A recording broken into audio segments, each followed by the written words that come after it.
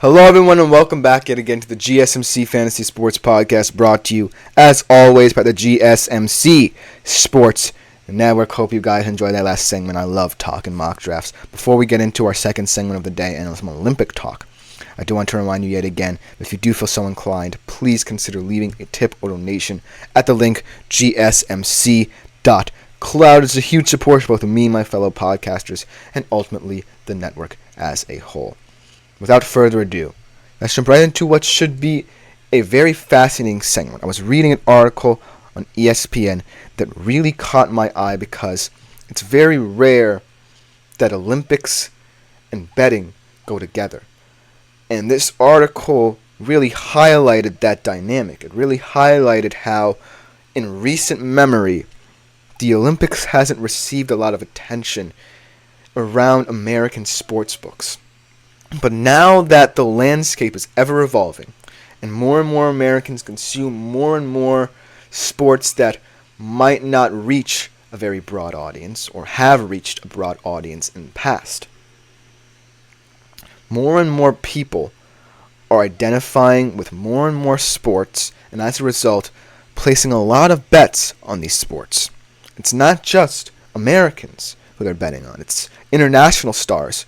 And as more and more sports become very popular, it diversifies a bettor's portfolio, and it adds the knowledge of diverse sports that they didn't necessarily have. So I just really wanted to highlight this article a little bit because I find it very fascinating that as of right now, Olympics aren't necessarily or haven't necessarily been a talking point in the larger betting landscape.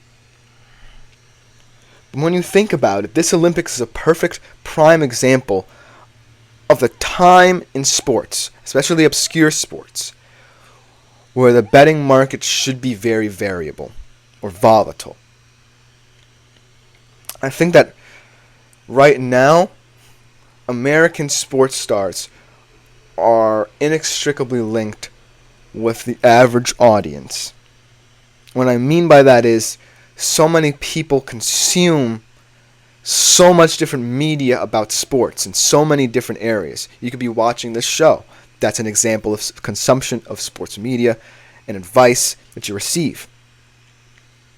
And so when you become so informed, that allows you to really broaden your horizons if you're a big sports bettor to go out and make decisions about certain sports. And the Olympics is no different. In this article, they really broke down in a very nice way all the sports that these people are really keying in on. And the number one handle in American sports books is, in fact, the U.S. men's basketball team. Let's talk about them a little bit. When you think about the U.S. men's basketball team and the talk it's received surrounding its talent levels, perhaps the most talented since the Redeem and Dream teams, it really heightens your awareness of how special this team is. When you lock into someone talking about this team, someone debating about this team, it really heightens your interest, and it really makes you feel as if it's comfortable to bet on. And if you think about it, one of the safer bets that you would assume would be in the Olympics would be the U.S. men's basketball team. So when you hear all this talk about them, combined with the fact that they are the betting favorite and one of the most comfortable betting favorites in the entirety of the Olympic field, that's why I really think these bets have arisen. Without the hype, I don't necessarily think that a lot more bets would have come in. And it's just saying that these stars are so kind of sensationalized. I don't necessarily think that's a word that's all-encompassing of what this team is achieving in terms of the media attention it gets, but the fact that they're so sensationalized and put out there is a better way to probably explain that. The way that people view them is that they don't mind placing a bet on them because they're so familiar with them. They feel as if they're connected inextricably with this team. Also in this article, DraftKings says that outside of the men's 5-on-5 team, the women's are also third, because right now the WNBA in that landscape is ascending in terms of betting odds and fantasy as well, for that matter. And so when I think about those two teams, and especially the sport of basketball as a whole, and how kind of congested the media is surrounding those kind of teams, I really think that you can't necessarily compare it to anything else. Yes, teams like the Dream and Redeem team were fascinating teams to really talk about when you're talking about all-time great teams in the Olympics. But the stars of today really have the advantage of becoming so connected to a nation because of how many times you see them on a daily, weekly basis. So it's really kind of fascinating to see it take hold when they're on an international stage. And what's fascinating is that in the men's field, there are other teams that people are familiar with. But the comfortability of picking this U.S. team, this team that's so fascinating, that's the center of almost every sports debate right now, is just grabbing the attention of people. Right now, DraftKings also says that 86% of the money in terms of men's basketball is on the U.S. team to win gold. 97% of the handle in women's. And comparing these two markets right now, let's do that. Let's compare the men's and women's market right now, because the NBA has always been the center of attention in basketball. No matter what, the WNBA was kind of seen as an arm that's kind of feeding off of the NBA's attention and kind of hoping that, a lot more viewers would kind of transfer over because of their love for the NBA. It didn't necessarily happen, but now we're seeing, with the rise of Caitlin Clark, with the rise of these young rookies, and also all these stars that you grew up with kind of coming into their own, maybe going on their farewell tours. We're seeing with Diana Taurasi. I really think that so many different factors for both of these teams come into play. For the men's team, a lot of people talk about the talent. A lot of people talk about the stars. LeBron, Curry, Durant. Everyone talks about them. For the women, it's a feel-good story with Taurasi. This is really a very talented team. Asia Wilson, Brianna Stewart on this team as well. Kind of stalwarts of this more modern WNBA era who are now kind of entering either the primes of their careers or just past them, that really add to the narrative. And so it kind of makes a lot of sense for Olympic betting to have evolved to this point, because we grew up with the stars. And it feels like a no-brainer to just pick them if we are attuned to Olympic betting. But the shocking thing about this article to me was that it wasn't just the U.S. that people were tuning into or betting on.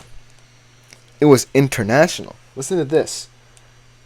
The Spanish soccer team, men's and women's, second most bets in American sports books. Maybe it's because the hype of the Euros. Maybe it's because so much talk has been around those two teams. But it's kind of odd to see something like that, because remember, this is Spain's under 23 team, at least in the men's field, that we're talking about. This isn't the actual senior team that we're talking about. That just goes to show that American markets are expanding their interests in certain events and certain sports outside of the realm of the U.S. And they're thinking on a grander scale. Oh wait, the Euros just happened? Let me put a bet on the Spanish teams. Another thing that's big now is tennis. Tennis. A lot of different events have been happening in the world. The French Open, the U.S. Open, Wimbledon just happened. And so a lot of big bets there are being placed. Carlos Alcaraz, another Spaniard, very popular, winning a lot of tournaments. Iga Swiatek, the number one women's player. A lot of bets were placed on her. And so when I think about what the Olympics does for betting, it doesn't just confine you to either your country or this mindset of, oh, I know these players. Because American media is now expanding its horizons to include so many different sports, and so many different sports that are taking place in a short amount of time, that gets you caught up with certain events and the allure of them. Furthermore, it really helps to get you involved in many different areas. And that's why I think that this article was such a fascinating read. Because should you decide to bet on the Olympics, you don't necessarily have to play it as safe as if you were betting in the early 90s and were like, okay, all my money's going into the Dream Team. All my money's going into the Redeem Team. You now know so much more about sports than you'll ever know. This time, in this era of sports, it's so diverse, so all-encompassing, all-inclusive of different interests that you feel more comfortable expanding the scope in which you bet. And that's why I just wanted to present this evidence to you, because of its intrigue. And should you bet on the Olympics, it's going to be a very exciting thing, an exciting prospect to do, because now is the time to do it. That'll just about do it for this segment. Coming up next, for the first time in the history of the GSMC Fantasy Sports Podcast, I do a deep dive into a fantasy college football player. Yes, there is fantasy college football, so tune in to find out who it is after the break. Looking for your daily fix of sports talk without having to pay for it?